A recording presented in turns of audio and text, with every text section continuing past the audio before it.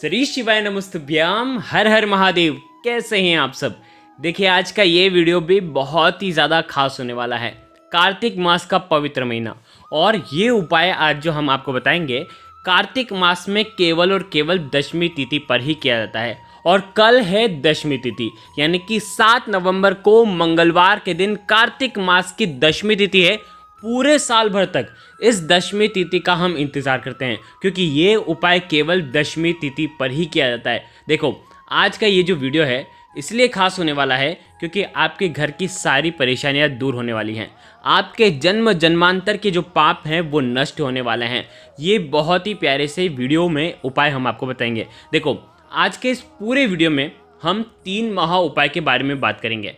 सबसे पहला जो उपाय होगा, दशमी तिथि पर लंबी बाती का एक विष्णु जी के निमित्त आपको दीपक का दान करना है, जो कि बहुत ही ज़्यादा सर्वश्रेष्ठ होगा।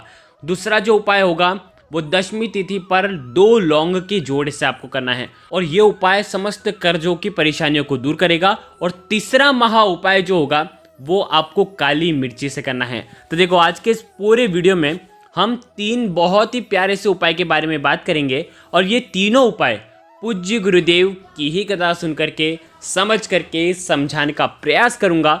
लेकिन उससे पहले चैनल पर अगर पहली बार आए हैं तो चैनल को ज़रूर सब्सक्राइब करें और कमेंट में जय महालक्ष्मी ज़रूर लिखें। देखो, कार्तिक का बहुत ही पवित्र महीना होता है। देखिए, कार्तिक का बहुत ही पवित्र महीना होता है। कार्तिक मास जो होता है वो पूरा भगवान विष्णु को समर्पित होता है। और कल है कार्तिक मास की दशमी तिथि। दशमी तिथि भी भगवान विष्णु को समर्पित होती है। ध्यान रखें, कार्तिक मास की दशमी तिथि पर हम कहते हैं ना कि कार्तिक का पूरा महीना जो होता है वो तुलसी जी की पूजन के लिए विशेष होता है। लेकिन आज का ये जो उपाय है ना वो सबसे ज़्यादा सर्वश्रेष्ठ है। कहते हैं कि 1000 दीपक लगाने से अच्छा है 1 दीपक लगाओ, लेकिन शुद्ध दीपक लगाओ। उसी प्रकार से हम 1000 दीपक नहीं लगाएंगे। कल दीपक हम भले 1 लगाएंगे, लेकिन वो दीपक शास्त्रों के अनुरूप लगाएंगे। तो देखो, बहुत ही प्यारा सा आपको क्या करना है, तुलसी जी की जो लकड़ी होती है जो सूख जाती है, उस लकड़ी से आपको थोड़ी सी लकड़ी उसमें से निकालना है। ठीक है, अगर घिरी हुई लकड़ियां हैं तो घिरी हुई लकड़ियां ले लीजिए, नहीं तो सूखी लकड़ी जो होती है ना वो आपको तोड़ लेना है। ठीक है, सूखी लकड़ी तोड़ लेना। उसके बाद क्या करना, जैसे कि बहुत जगह क्या होता है कि जो बीज होते हैं, तुलसी के जो बीज होते हैं, मंजरी होती है ना, वो भी उग जाती है। तो मंजरी आप निकाल लें और उसकी जो डंडी होगी उसका भी उपयोग आप कर सकते हैं। मात्र 1 डंडी आपको लेना है। ठीक है, अब यहाँ पर समझना, एक माटी का दीपक लेना, उसके अंदर घी भरना। अब ये जो लकड़ी है, लकड़ी के ऊपर आपको लंबी बाती जो है वो आपको पूरी लपेटनी है। उसके बाद ये जो बाती है और ये जो लकड़ी है ये आपको घी में डुबो देना है और इसका दीपक तैयार करना है। देखो, कार्तिक मास में दशमी तिथि पर तुलसी जी की लकड़ी का दीपक सबसे ज़्यादा सर्वश्रेष्ठ माना जाता है। कहते हैं कि इससे जन्म जन्मांतर के पाप नष्ट हो जाते हैं। करना क्या है, ये दीपक आपको आपके घर में भगवान विष्णु के फोटो के सामने आपको अर्पित करना है। देखिए, भगवान विष्णु की फोटो हो या भगवान विष्णु के जो भी अवतार हैं उनके सामने भी आप ये दीपक प्रज्वलित कर सकते हैं। आज तुलसी जी की लकड़ी का जो दीपक का जो उजाला है, जो प्रकाश है, वो भगवान विष्णु के ऊपर पड़ना चाहिए।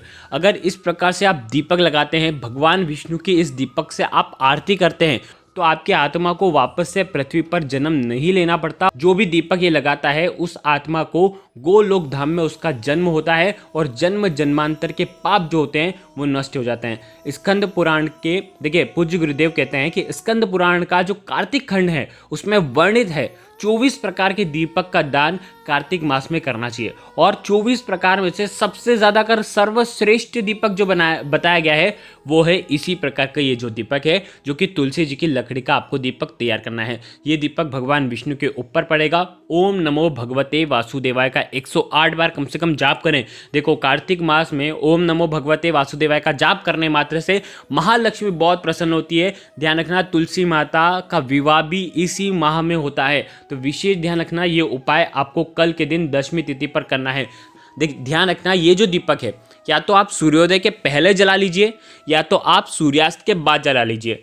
आगे आपको बात समझ में, दिन में आपको नहीं जलाना है ये दीपक, ऐसा नहीं कि दिन में आप जलाने लग गए। देखो दशमी तिथि पर आप लकड़ी निकाल सकते हैं और रात में आप ये उपाय कर सकते हैं, लेकिन दिन में दीपक को आपको प्रज्वलित नहीं करना है। अगर आप कर भी दोगे ना तो उसका कोई फायदा नहीं होने वाला है, क्योंकि कार्तिक मास में दीपदान का रात्रि में ही विशेष महत्व होता है। देखो चूक मत जाना, क्योंकि चूक जाओगे तो फिर अगले साल नंबर आएगा। इसीलिए कार्तिक मास की दशमी तिथि है, खास से ज़रूर इस उपाय को करना। ये हो गया पहला उपाय। देखिए अब हम बात करते हैं दूसरे उपाय की। कार्तिक का पवित्र महीना और दशमी तिथि, जब मंगलवार के दिन ये दशमी तिथि पड़ती है तो ये उपाय किया जाता है। देखो मंगलवार की दशमी पर आपको मात्र शहद लेना है। शहद लेंगे, साथ में लेंगे 2 जोड़े फूल वाले लौंग के। लौंग खंडित नहीं होनी चाहिए, फूल वाले लौंग होने चाहिए, ठीक है। शहद और लौंग लेकर के आज के दिन साथ में तांबे के पात्र के अंदर जल लेना है। ये तीनों सामग्री लेकर के आज के दिन भगवान शिव के मंदिर में जाना है। सबसे पहले 1 लोटा जल आपको गणेश जी वाले स्थान पर अर्पित करना है, कार्तिकेय जी वाले स्थान पर अर्पित करना है, फिर माता अशोक सुंदरी वाले स्थान पर अर्पित करना है, फिर माँ पार्वती वाले स्थान पर करना है, फिर भगवान शिव के शिवलिंग पर आपको अर्पित करना है। 5 जगह जल अर्पित करने के बाद लौंग लेना, दोनों हाथ में रखना और इन लौंगों में आपको शहद मिला देना है। शहद वाली लौंग हो जानी चाहिए, ठीक है। कार्तिक मास की दशमी तिथि पर ये दोनों लौंग आपको हाथ में रखना है और जो भी आपका कर्ज है, जो भी कर्ज आपको सोचना है कि इसको मेरे को देना है, इस व्यक्ति को मेरे को देना है, फलाना बैंक को मेरे को देना है, ये इतना पैसा देना है, माइंड में आपके रहना चाहिए। और महादेव ये आपकी कृपा से होने वाला है, ये आपकी कृपा, आपकी दिव्य आशीर्वाद से मेरे जीवन के सारे कर्ज आपको ही दूर करने हैं। और ऐसी प्रार्थना करते हुए ऋण मुक्तेश्वर, स्क्रीन पर आपको मिल जाएगा ऋण मुक्तेश्वर, ऋण मुक्तेश्वर महादेव के नाम से भक्ति भाव से आपको ये 2 लौंग अर्पित कर देनी है। 11 बार ऋण मुक्तेश्वर महादेव का नाम लें और आप अर्पित कर दें 2 लौंग शहद मिश्रित, ठीक है।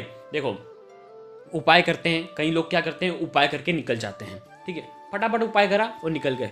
कोई भी भाव नहीं है, कोई भी श्रद्धा नहीं है, बस एक चीज़ करनी है उस हिसाब से कर लेते हैं। लेकिन अगर आप इस प्रकार से करोगे, कोई भाव ही नहीं है आपके अंदर, तो ये फिर कैसी भक्ति हुई। तो ध्यान रखना, बिल्कुल भक्ति भाव से, मन से, सच्चे मन से, हृदय से भगवान से बोलना है कि आपको ही एक काम करना है मेरा, और उस प्रकार से आप ये उपाय करेंगे। तो ये हो गया दूसरा उपाय जो कि बहुत ही ज़्यादा खास था। देखो अब हम बात करते हैं तीसरे महा उपाय की। कार्तिक मास की दशमी तिथि मंगलवार का दिन।